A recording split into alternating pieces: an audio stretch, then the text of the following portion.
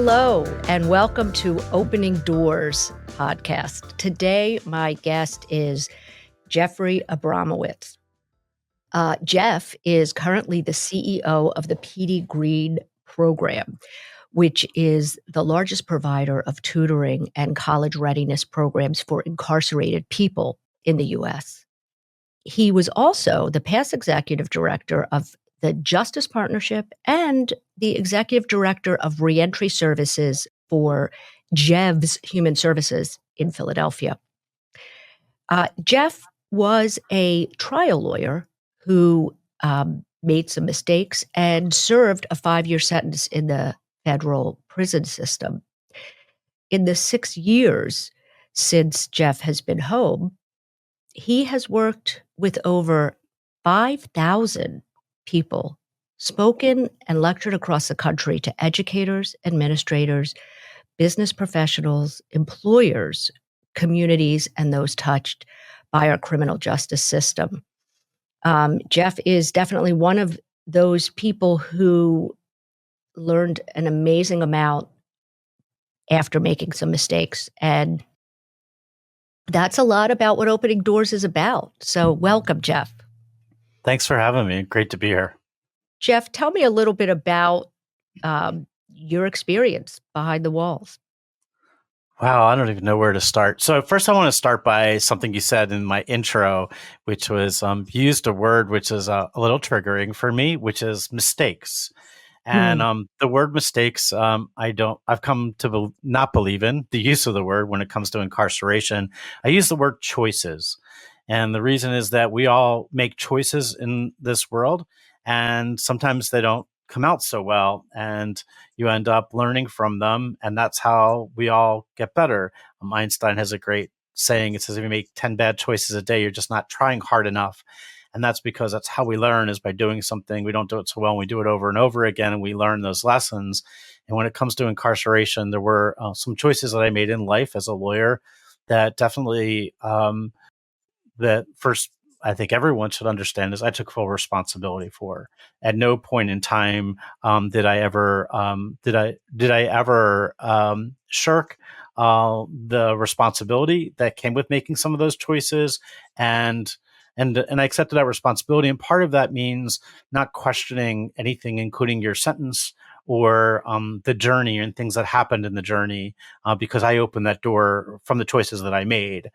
That being said, I made some choices which landed me into a courtroom, and for the first time in my life, not as a lawyer, but as a defendant in a case. And it was there, and I remember vividly being taken back into a holding cell and sitting there being stripped out, and sitting there naked for what seemed to me an eternity, but sitting there and just realizing I had lost everything in my life. And they were searching for a jumpsuit that fit me during that time. But I just remember this just incredible sense of relief that 5 years of pre-indictment were all done, and that now it was time for me to figure out, number one, why it happened so it never happened again. But number two, what was the bigger message? Like, what were the lessons I was supposed to be learning here? And what was my destiny? Why was I here? Why was this happening to me?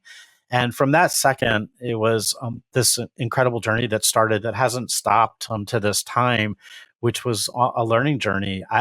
I've needed to learn from everything and everyone around me in the criminal legal system, and the men and women that I've worked with, and the people that from family and friends to people within the system.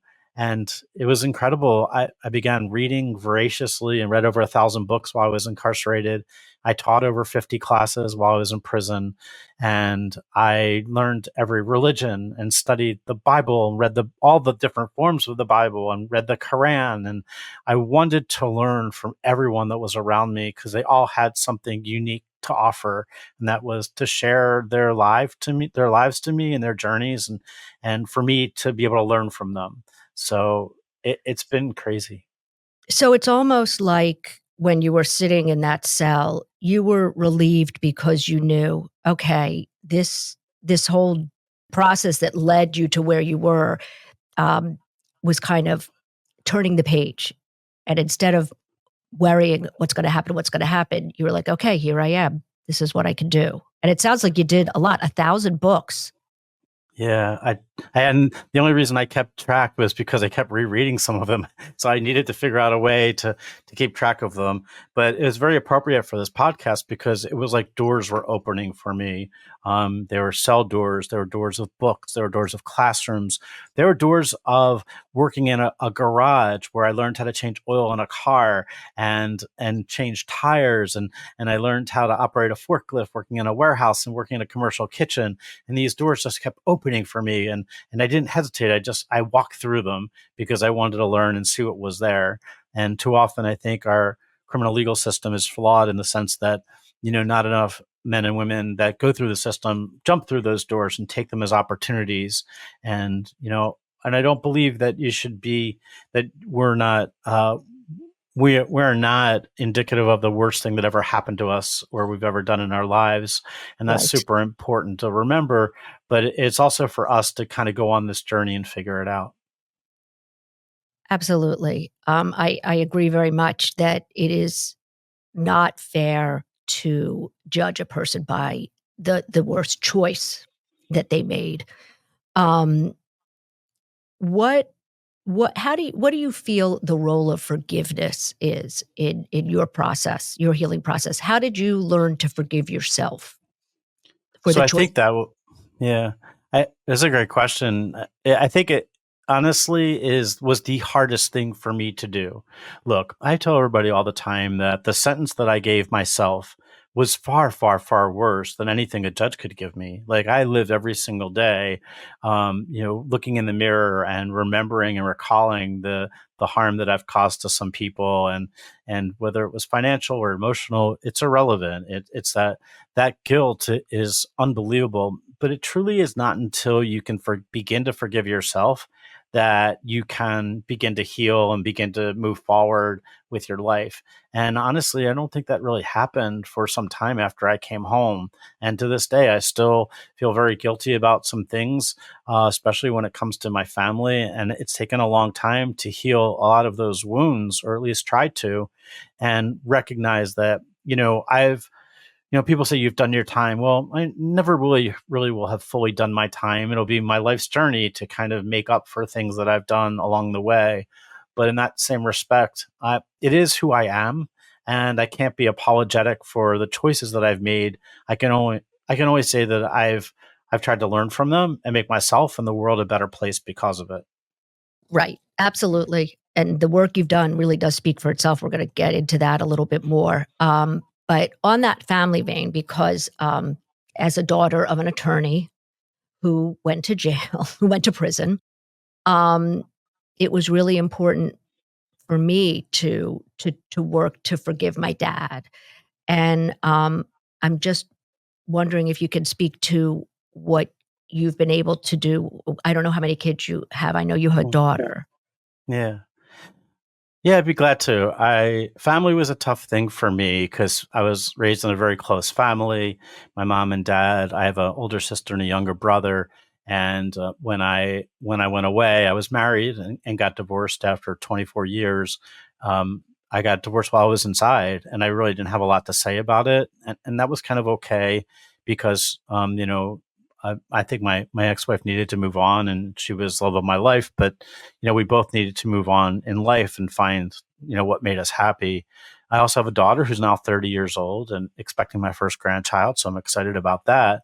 But my daughter's a rock star. She stayed with me and came to visit me when she could. She was in college at the time, but I guess I can tell you what family and bonding and healing is like with one story. My daughter was in college at Franklin and Marshall when I was away, and she graduated high school. When I came home, I just caught her graduation.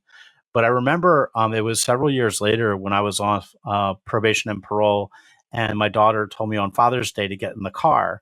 And I said, okay, this isn't a punishment or something. She said, no, just get in the car. And I got on the car and we drove back to her high school. And then she told me to get out of the car again. And I really asked her again, like, is this a punishment? And she said, no, just get out of the car. And I got out of the car, and she went around to the back of the car and took out her cap and gown and the award she got at her high school graduation. And we went out to the 50-yard line, and we took pictures of, as if I had been there. Now, the truth is that being at her actual graduation in high school would have been incredible, probably the best thing that I ever went through. But that day was just priceless because we got to sit at the 50-yard line, and we talked about, she talked about her journey, and I talked about my journey, and we shared our experiences together. And that's just the kind of woman she is. But you can't turn the hands of the clock back. You can't do those kinds of things. But that doesn't mean that you can't find ways to heal them and to heal some of those wounds. And it's been hard for my daughter. She's a far better person today because of the journey that I was on. And that doesn't, that does in no way, it doesn't excuse it or anything like that. It's just that, she's learned and seen a part of the world that most people don't ever see. That's one of the reasons why I do the work at the Petey Greene Program. But when it comes to family, it's hard. When you go away to prison, your family goes with you, and they may be on the outside, but they suffer the same challenges, and it's sometimes even worse because inside of prison and jail, you don't have a cell phone, and you don't have to pay the mortgage, and you don't have to worry about food and 3 meals a day, and you don't have to worry about all these things that happen on the outside.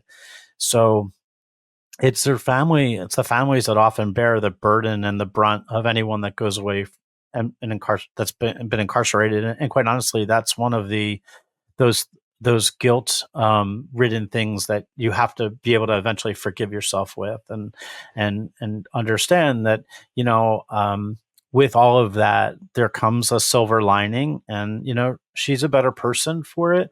I think it's not been that like that for all of my family. I'm very close with my brother, but we still have challenges when it comes to our relationship. I have a sister that I was very close to that's estranged, that I've only recently, within the last few years, have begun talking to again. And that wasn't of my choice. I mean, I wanted to, but I wanted to get back and try and heal those wounds, but it's been really difficult. And so I think it's a constant work in progress, and just on understanding. There's no judgment anymore from my end. I don't judge people. I'm very self-responsible when it comes to my actions, and recognizing that everybody has they have feelings and emotions that sometimes are hard to change. And I've accepted that too. I know that everybody in my prior life, look, I was a lawyer in Philadelphia, a partner in a law firm. I had thousands of people that I was friendly with, and when I went away, I'd say less than a handful of people even stayed in touch with me. So it's really easy to become bitter with all of that. And I still see people every now and then. I actually get more calls from people in my past that say, Mr. A, we need a hand, or Mr. Abramowitz, we need a hand. Do you remember me from so and so place, or when you handled this? And I have a family member that's struggling with this. Can you talk to them, or can you help them find a job, or get into a class?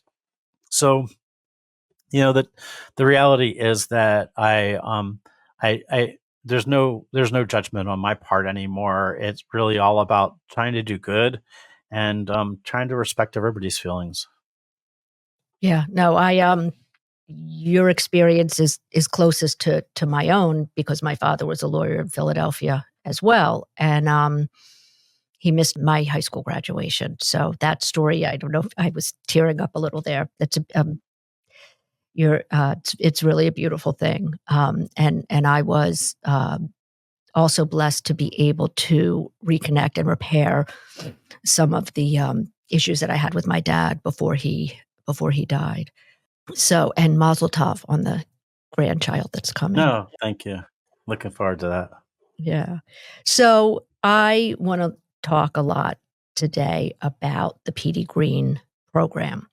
I, as an educator and someone who works in workforce and works with reentry, I do believe that learning while you're incarcerated is crucial to being able to stay out of jail once you're out. So that it's, I think, one of the strongest things that will help prevent recidivism. And so Petey Greene brings tutors into jails, which is clearly a benefit to the tutors and to the students. And I'd love to hear your take on that. Yeah, so I'll talk about Petey Greene in a second, but I want to strike. You struck a chord again. You're doing good. You're doing good. You're hitting these chords, which is really about education. And as an educator, I really believe that we have to do a better job helping people get smarter in our criminal legal system, and that means not just basic math and reading, but it also means giving them digital literacy skills so that when they come home they need to know how to use a cell phone or a computer. That financial responsibility, understanding how important a bank account is and savings, and all of these things that go into what I call essential skills, teaching men and women as they come home that it's going to be a little bit different world. And that, I work with a lot of employers and they often say to me, Jeff, I can teach anyone to do just about anything in where our company is, but I can't teach them to be on time. I can't teach them to wear their pants so their butt crack's not showing. I can't teach them how to deal with conflict when they come home. Like all of Absolutely. these, I call them essential skills, not soft skills. No, They're essential for people to succeed. And education plays a really vital role in all of this. Look, we've been doing this for so long, and we have, over 2 million people incarcerated in our country. And in large part, they go through the revolving prison doors because we're not preparing them better for coming home and what's next for them. And what's next for them is not a job. So let's be clear about that. What's next for them is a career. It's giving them an opportunity to get into that first job and then move up a ladder so that they can provide for their families and have children and be successful and give back to the community and all that good stuff. So Petey Greene Program is just, it's the closest thing I could possibly find to the best solution to what we currently face, because we're helping men and women get smarter. And sometimes it's helping them pass a CDL exam. Sometimes it's helping them get a ServSafe exam or a welding exam or whatever the credential might be. Sometimes it's helping them understand that they have the ability to go to college, post-secondary, and be successful. Sometimes it means that, that high school equivalency or high school diploma that was so elusive all your life is now within your grasp and you can do it. So it's giving people an opportunity. And I would say I took my job at the Petey Greene Program 2 years in December now for two reasons. Number one is I love the notion of helping people get smarter. But number two is we're using volunteers and college students across the country, and we're changing culture. We're giving people an opportunity to get into a setting where they probably will never get into in their lifetime, hopefully, but they're getting to see the humanity of what's happening behind the walls and helping people. And those are the most important pieces of the Petey Greene puzzle. yeah, absolutely. I think part of why I'm doing this podcast is so that more light will be shown on what happens behind the walls, and that the people that have been incarcerated are people and not just numbers and not just statistics, but people with families and with feelings and with lives. And it's so important in this country to give people that second chance and to work for prevention, right? Which is a whole other story. But by allowing kids, college students who are very far removed from the carceral system to get in there and meet people and connect as human beings, that's a real way to make changes in the way our society looks at incarcerated folks, It really which I is. They're think. going to be, yeah, they'll be the leaders of tomorrow. I mean, they're the ones that are going to drive legislative changes where they need to be and those kinds of things. And we need to chip away. There's a lot of things. I don't think there's one thing that I can point to. I rank education number one in reducing recidivism around our country, but there's a lot of other things. This is going to take a village for us to solve. And part of it is understanding that a lot of people that are incarcerated have behavioral health issues, have Absolutely. addiction issues, have housing insecurity or food insecurity issues. And in order to fix that, it's not just one program that's going to make that happen. It's going to be bringing the village together and saying, okay, what role do you play and how can you support people as they come home? Absolutely. And and some of that is, and I love that you call the skills essential skills. I like to call them power skills Mm. as well. Decision making and sort of self reflection, understanding how did I get to this place, and how can I avoid these kinds of choices in the future? Is that something that Petey Greene does programming around? So I think intrinsically, because we're creating this one-on-one bond, I say that the three words that are the most difficult for anyone that's justice impacted to say are the words "I don't know." Mm. And it really is hard, especially when you're trying to take a math test for a job or a career position, and you don't know a simple fraction, or you don't read very well, and you can't read to finish. You can't finish the test. Saying those three words, "I don't know," is really in a safe setting when you talk about tutoring and one-on-one, where somebody can drop their guard down and say, you know what, I don't know this. Can you help me with this? Or can you help me figure this out? And that's why one-on-one tutoring is so impactful in prison and in the prison setting, and even in the reentry setting. You're often challenged by a cultural dynamic that we don't necessarily understand on the outside. And that is one of survival. So sometimes not saying you don't know something can really be unsafe for you inside. And having a safe place to do that and really learn how to better yourself is just a remarkable kind of thing. Where you mentioned the word second chances, and I actually am not sure I'm a big second chance fan, because I think many of the people I work with never had a first chance, and I think many people that I work with are on their fourth or fifth chance, and they're just not ready yet. So it's kind of meeting people where they are, and that's what I love about the work we do. The one thing I'm also proud of is the Petey Greene Program does work both behind the walls of our prisons and jails and also outside. We do a lot of community work now. Over the past few years since COVID, we've need to meet people as they come home and work with them on the outside. And I think that's also something that needs to continue. I explain it like this: outside of every prison and jail is this really fast flowing water.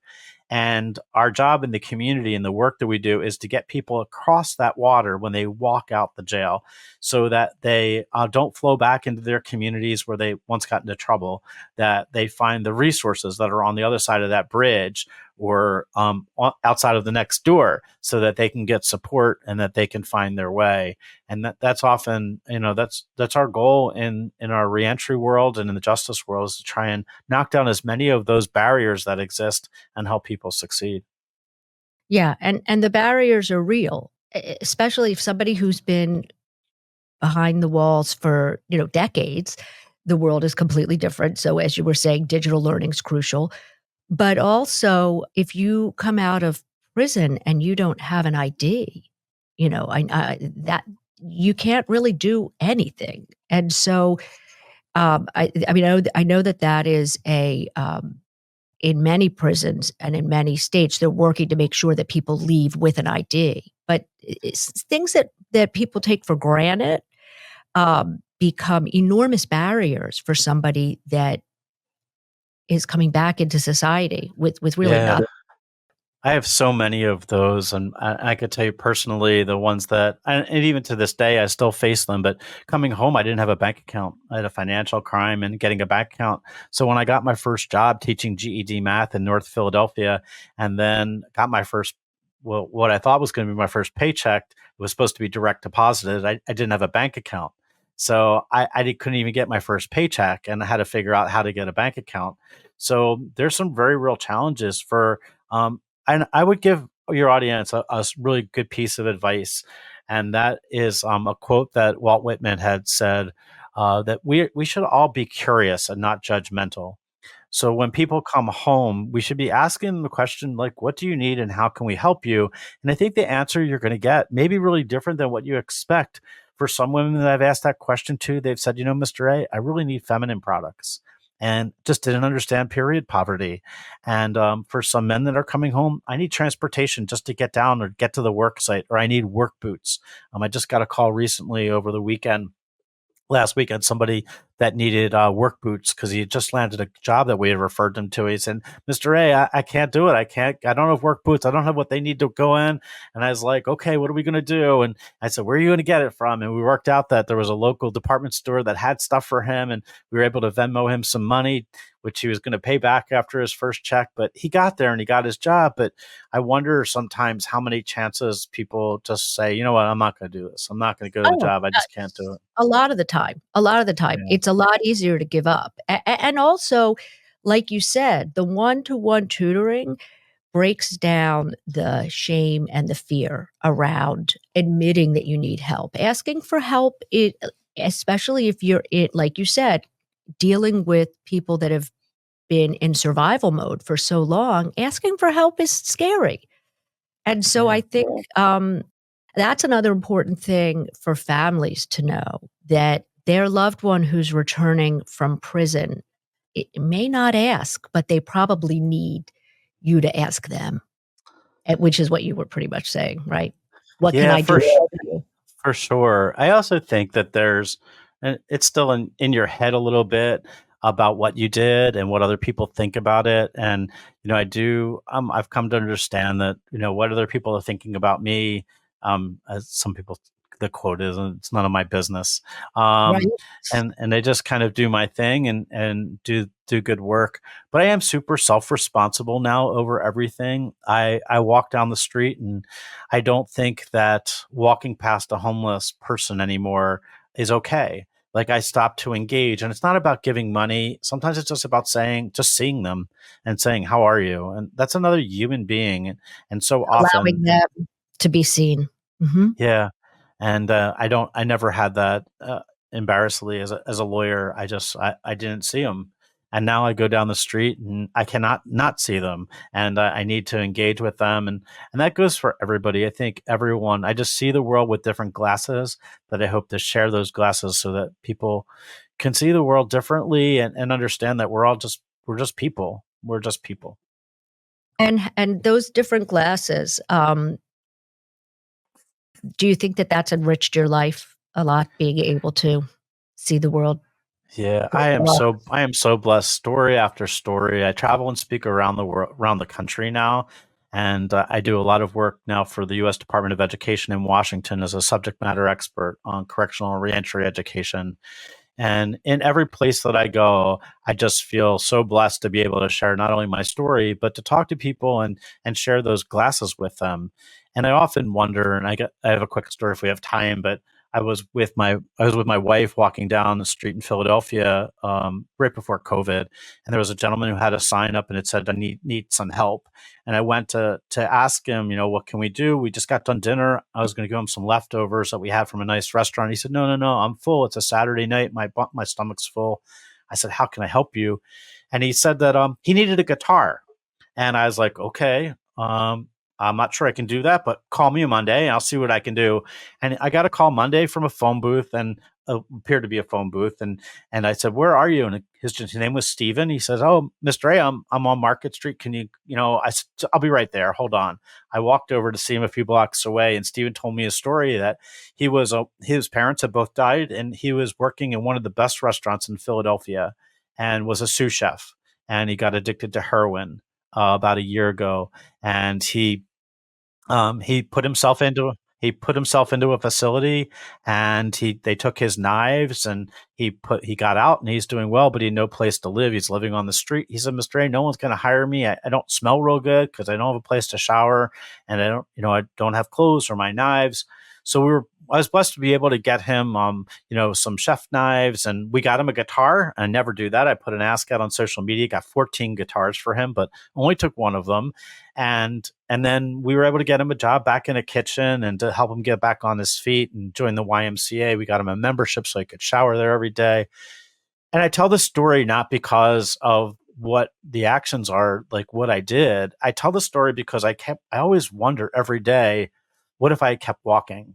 Like, how long would that person survive? Like, how long is he going to survive in society living out on the street?